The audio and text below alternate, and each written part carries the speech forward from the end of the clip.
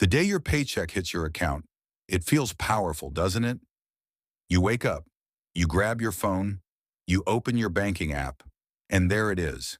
$4,126 deposited. For a few seconds, everything feels okay. Bills, handleable. Life, manageable. Future, not that scary. You even make promises to yourself. This month I'll save at least $500. This month I won't waste money. This month I'll be disciplined. But let me ask you something very honestly. If your paycheck feels strong on the first, why does it feel weak by the 18th? Why do you start checking your balance before buying groceries? Why does ordering takeout suddenly feel like a decision instead of something casual? You didn't go on a luxury vacation. You didn't buy expensive jewelry. You didn't blow money at a casino. So what happened? Here's the simple truth. Your paycheck didn't disappear in one big dramatic moment. It leaked.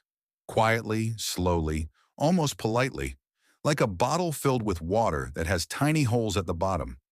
At first you don't notice anything, but by the end of the month, half of it is gone, and you're left wondering how. Today we're going to break this down in the simplest way possible.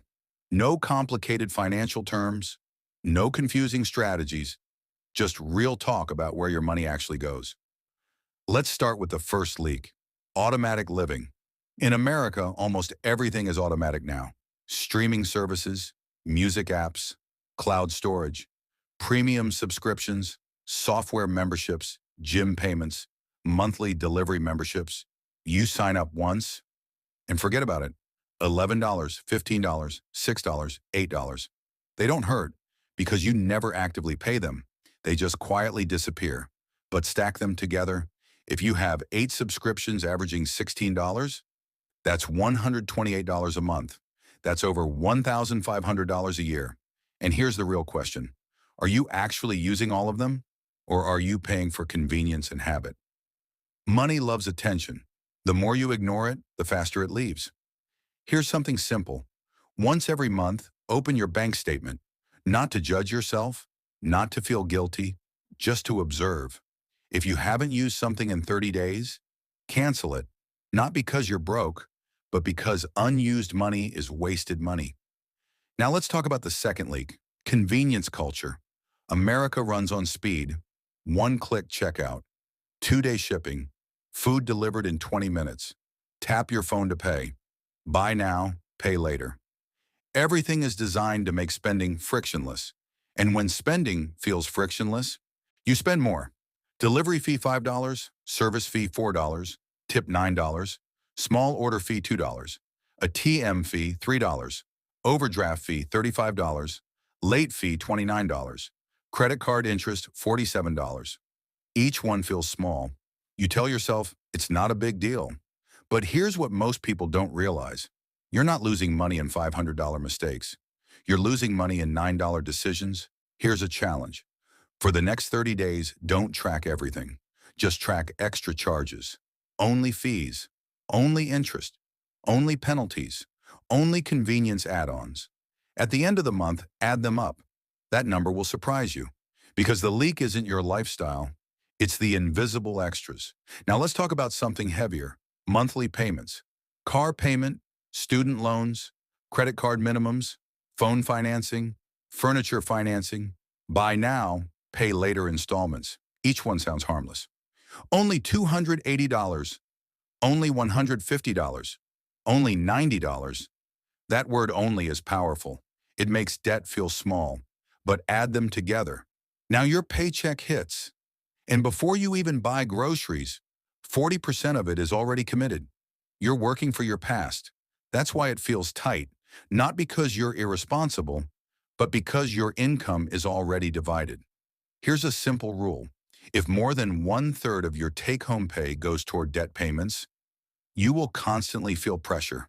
Not because you're failing, but because mathematically you have less breathing room. So what can you do? Don't try to fix everything at once. Pick one debt, the smallest one. Attack it. Put extra money toward it. Sell something if you have to. Cut a subscription. Skip takeout for a month. When one payment disappears, you'll feel something powerful. Space. financial breathing room, and that motivation pushes you forward. Now let's talk about lifestyle upgrades. This one is sneaky. You get a raise, maybe $400 more per month. You feel proud. You deserve it.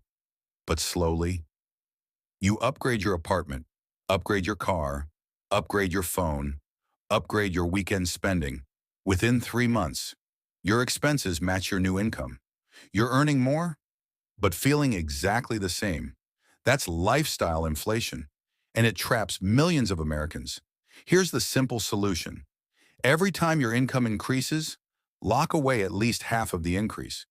Automatically move it to savings or investments. If you don't see it, you won't adjust your life around it. Now here's another leak no one talks about. Emotional spending, bad day at work, order food, stressed, online shop, bored, scroll and buy something random. We don't always spend because we need something. We spend because we feel something. And companies know this. That's why ads are emotional. That's why sales end tonight. That's why checkout is fast. Here's something simple. Next time you want to buy something unplanned, wait 24 hours, just 24. If you still want it tomorrow, buy it. Most of the time, the urge disappears. That pause alone can save hundreds every month. Now let's talk about idle money. Maybe after everything, you have $3,000 sitting in checking. It feels safe. But if it earns nothing, it's shrinking. Inflation quietly reduces buying power every year. You don't need complicated investing strategies. At minimum, move extra savings into a high-yield savings account or set up automatic investing into a simple index fund. You don't need to predict the market. You just need your money to move. Because money that moves grows. Money that sits shrinks. And here's the most important part of this entire conversation. You are not bad with money. You are living in a system built for spending. Auto renewals, one-click buying, easy credit approvals, monthly financing, targeted ads. Everything is designed to make spending easy and saving feel hard. So before you say, I need a second job, I need a side hustle, I need a bigger paycheck, ask a better question. If I kept 10% more of what I already earn, how would my life change? Because sometimes the problem isn't income, it's unnoticed leaks. Imagine this, your next paycheck hits, but this time, 2 subscriptions are gone. 1 debt payment is smaller. You avoided $200 in random fees. You paused emotional spending. Your savings moved automatically. Same paycheck, different outcome. That's power, not flashy, not dramatic, just controlled. And controlled money builds confidence. If this felt personal, that's good. Awareness is the first step to change. If you enjoy learning about money in the simplest way possible, no complicated words, no financial ego, just practical, real-life strategies that actually make sense, then consider subscribing. Not because everyone says it, but because you want to take control of your money instead of wondering where it went. Let's make sure next month, your paycheck doesn't just show up, it stays longer. And slowly, it starts working for you instead of disappearing from you.